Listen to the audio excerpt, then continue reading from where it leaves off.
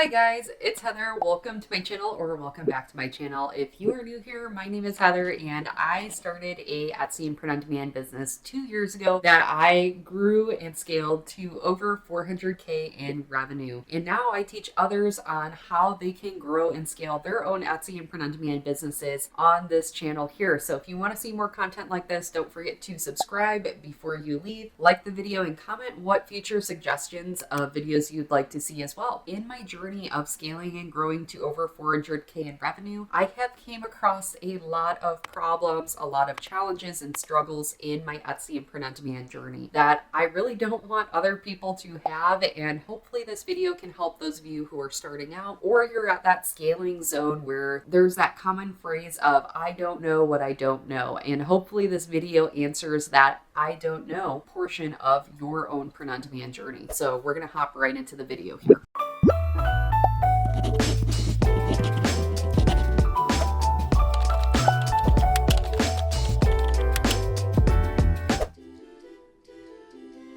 So, as I water my plant and my friend Steve here, shout him out in the comments if you know, you know. My first thing that I wish I knew in starting and scaling and growing my business is that businesses are an investment over time. And a lot of the time, like investments in stocks, trading and all of that good stuff, it takes a long time to see a return on investment. For some people see that return on investment a lot sooner than others. Luckily, I was one of those. But it did take me 2 to 3 months until I started to see a profit in my business over the amount of money I have invested. And with that being said, as I saw profit in my business, I would reinvest that over time. So if you're at that place in your journey where you're not seeing that return on investment, just know it takes time to see that return on investment, and just having that long-term goal in your head rather than just a short-term burst of sales and whatnot that we all want on Etsy. That's great and all, but with business, it's a long-term gain and it's a marathon, not just a race or a sprint to the finish line. So that is the first thing I wish I knew. Just to talk about mindset first, right? That's like the most important thing when you start a business. We're gonna hop into the second thing I wish I knew.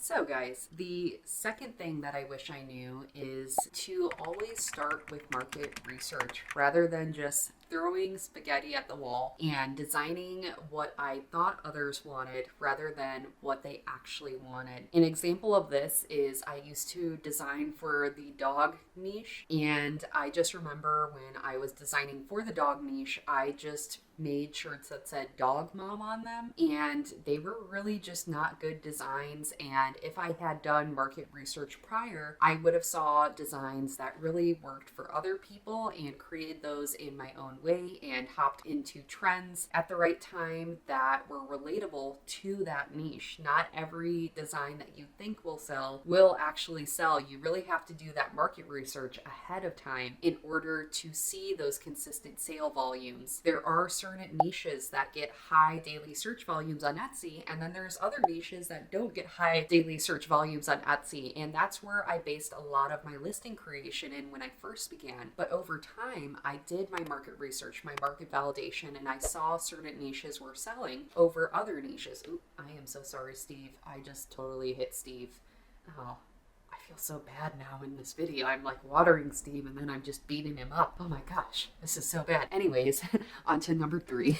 So guys, the third thing that I wish I knew when I began was to order samples of my products. Now, you don't need to order a sample of every single product that you ever make on Etsy, but as a experienced seller on the Etsy platform and being in the print-on-demand industry, I would highly recommend ordering samples. This is one common issue that I see a lot, is people using transparent layers on their print-on-demand designs for t-shirts specifically and maybe other items. And while those look really cool on the monitor, when they print out, they're going to look really not cool. And I'm going to show something that I've never shown on my channel before, which is actually my first design I ever made. Are you guys ready for this? So this is literally my first design I ever made, guys. Oh my gosh, I can't believe I just found this the other day and I was like, I have to show my YouTube subscribers. So look at this. This was my first design. I'm gonna back up so you guys can see it. So it was a Bella and Canvas. I believe it was like an 8,000 model. I don't know if they sell it anymore. This is in the color ash. It's such a soft t-shirt. But guys, I want to show you this because this is the thing that I want you to take from this video, if not from anything else, is to not use transparent PNGs or files on your shirts. So this shirt, as you can see, I used a cloud. There is a cloud behind this Daydreamer text. And you can't see the cloud because it's a transparent file. And the transparency on the cloud was about 60 to 70%. And the way it prints on the t-shirt is just very incorrect, and it almost looks smudged and like there's something wrong with the t-shirt. But there's not. It's just a transparent layer that doesn't print, because when you submit those designs to your print-on-demand provider, a lot of the time those designs don't print correctly, or the way that you see it on the monitor and the way it's supposed to print for the print-on-demand provider, if that makes any sense. So hopefully this helps for anyone who has put any transparent designs on their items. This is, again, another reason why it's really good to get a sample of your item. And again, you don't have to order everything, but I would at least order one sample per product that you sell to see how the placement is and see how your customer receives it in person. Because this, for me, you can even see the second issue with this is this design is far too low on the shirt for my comfortable standards. I generally like the design 2 inches below, so probably around here is where the top of the design should be. But again, I was new. This was my first design ever, and I didn't know, but I was so happy I ordered this shirt. And I hope that anyone else watching this video has that moment with themselves as well and sees what's wrong and what they should be doing to correct these issues. Back to Steve, guys. So the fourth thing I wish I knew is I wish that I knew that failure is okay. And that goes for any business that you create, whether that be print on demand, Etsy, a handmade business, maybe a digital business. Failure is going to happen, and that is completely okay, because as a business owner and as an entrepreneur, you will always find a way to pivot. You will learn, and through those mistakes, through those failures,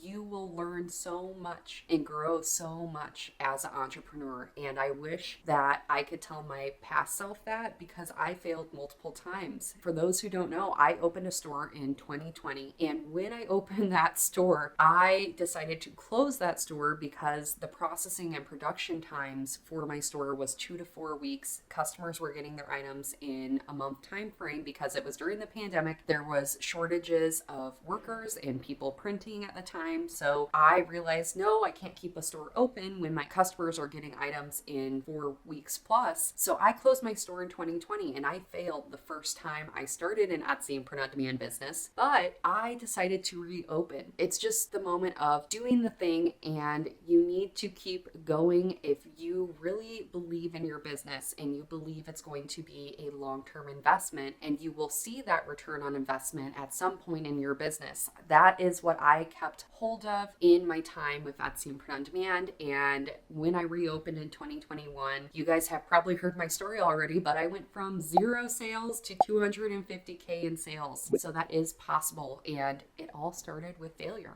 And that's the secret that is not really a secret on my channel, but I like to remind people of, that you will fail. You just have to pick yourself back up and keep going. So the fifth thing that I wish I knew when I began my Etsy and print on demand business is quite simply to divide and conquer. And I'm going to explain this one. Ooh, I feel like I want to change position, and I totally am moving my tripod too much. So when I say divide and conquer, I'm talking about dividing your personal expenses and everything associated with your business expenses. This is a common thing that happens a lot of the times, especially for new business owners. When you create a business, a lot of people may think, oh, it's not going to be serious. It's not really going to work out. So I'm just going to put all of my expenses on my personal credit card, my personal debit card. So here's the thing that I was so nervous of when I began, is making that serious serious first step for my business, even when I wasn't seeing profit or as much profit as I would like, to even label it as a real business. But the thing is, when you create a business, the moment that you start posting on Etsy and you create your first steps into your business, you are already a sole proprietorship when you sign up on Etsy and create that Etsy seller account. So with that being said, you already are a business, and to make it official, you can get a assumed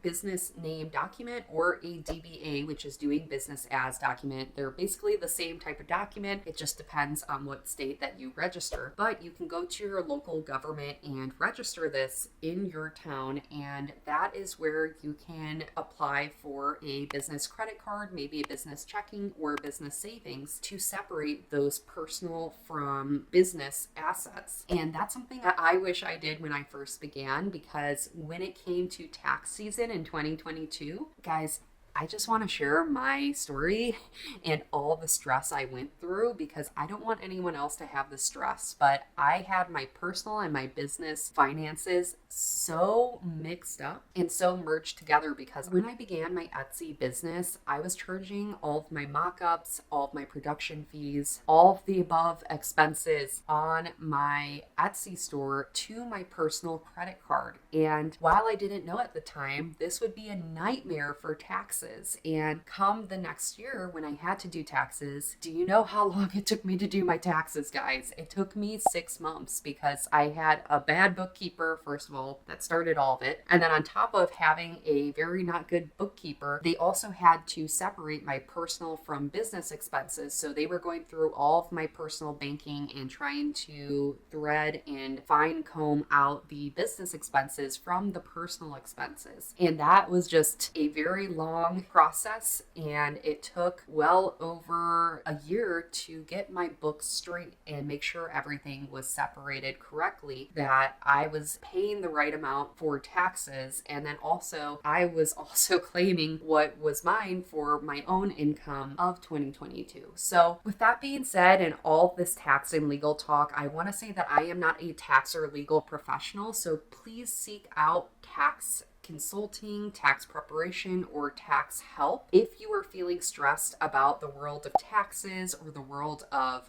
legal side of business, because that can really help you in your journey, especially if you're scaling and you're hitting thousands of dollars in profit and revenue per month that you don't really know what to do, and you know that next tax year is going to be stressful. I can only say from my own experience that if I could speak to my past self and tell them to do anything, it would be to, first of all, seek out tax help and get your books straight. Separate your personal from business expenses as soon as humanly possible, because it will make your life so much easier, guys. I cannot stress that enough. So besides that, we're going to go into the last thing I wish I knew before we end this video. So guys, the last thing I wish I knew in my business is to scale within your limits and be careful what you wish for. This is something that I saw on one of my Facebook posts in my print-on-demand friends group. I do apologize. I don't know what the girl's name was, but she put in a comment/post saying, be careful what you wish for in sales. And this is so true, and something that I never thought about when I was envisioning making multiple six figures in a year, was that my credit card for my business couldn't even allow for that amount of scaling in a short frame of time. I began with about $1,000 of credit limit on my credit card, and I had to keep calling into my bank every few months, and it got to a point where I had to call in a few times within 1 month and say, hey, my business is making a whole lot more now. How do I get this credit limit increased? Because I have to charge a few $1,000s a day now, and I don't have that on my card. And over time, what I figured out and I started doing was I asked for Etsy to deposit funds into my account on a daily basis. I would pay off my credit card every single day during that time where I couldn't get the credit card increase until the credit card increase came through. Then I could space it out within a few days. But it really is that moment of be careful what you wish for, because it's so incredible when your business makes $10,000 in a month,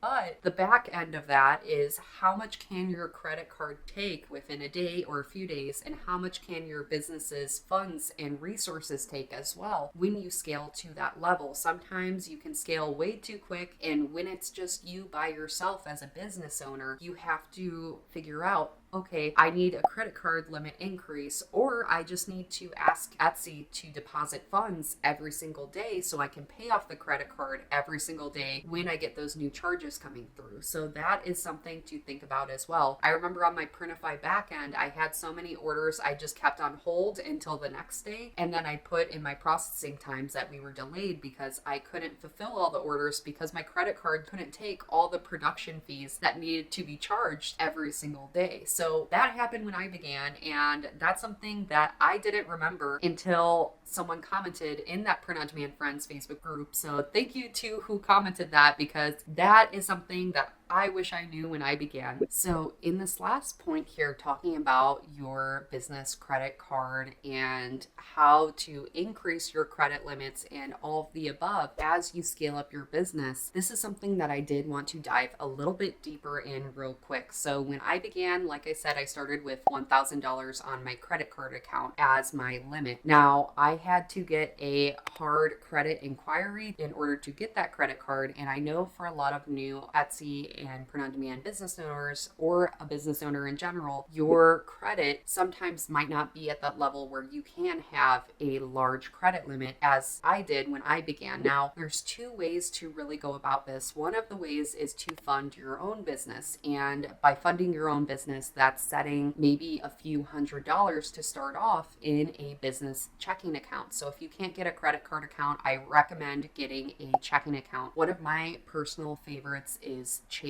So I do have the Chase business credit card. I recommend down below to sign up under. This is what I used since the beginning, and I started with $1,000, and then I had to increase that 10 times during my scaling with Etsy and Print on Demand. And while I was scaling, there was times that even that was a lot to charge within a week. There was times where I just had spurts and growths in my business that I had to ask for Etsy to deposit on a daily basis, and then I would pay off my credit card every single day. So I would reopen my available credit limit to charge in my production fees on that credit card. So that can happen as well. And I don't want to scare anyone in this point, because there's a way to fix this. And that strategy is what I just explained, which is have Etsy deposit the funds every single day so you can pay off that card, open up that credit limit again, and then you can recharge. And sometimes you may have to delay your production times maybe by a day just so you can wait for that new Etsy deposit. And Etsy does not deposit over the weekends, so that's something to note as well. And if you have that delay with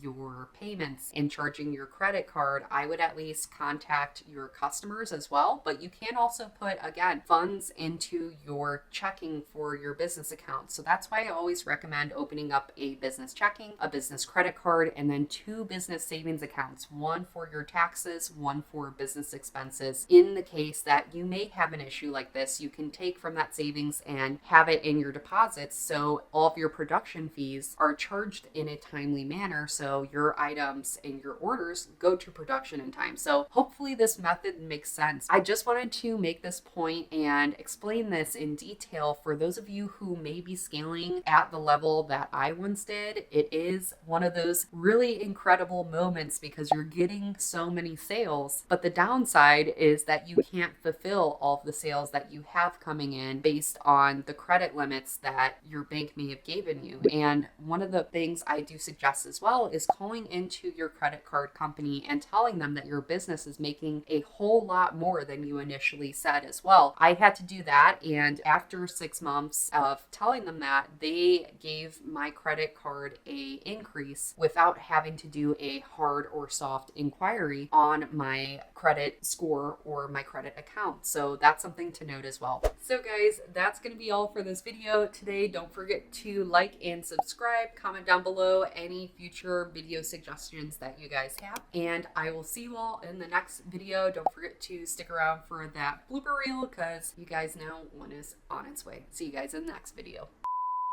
Businesses are, why can't I say the word businesses? You just have to pick back your You need bookkeeping once you have started earning this amount of money. I'm going to repeat that. I feel like I sound so dumb. Ugh.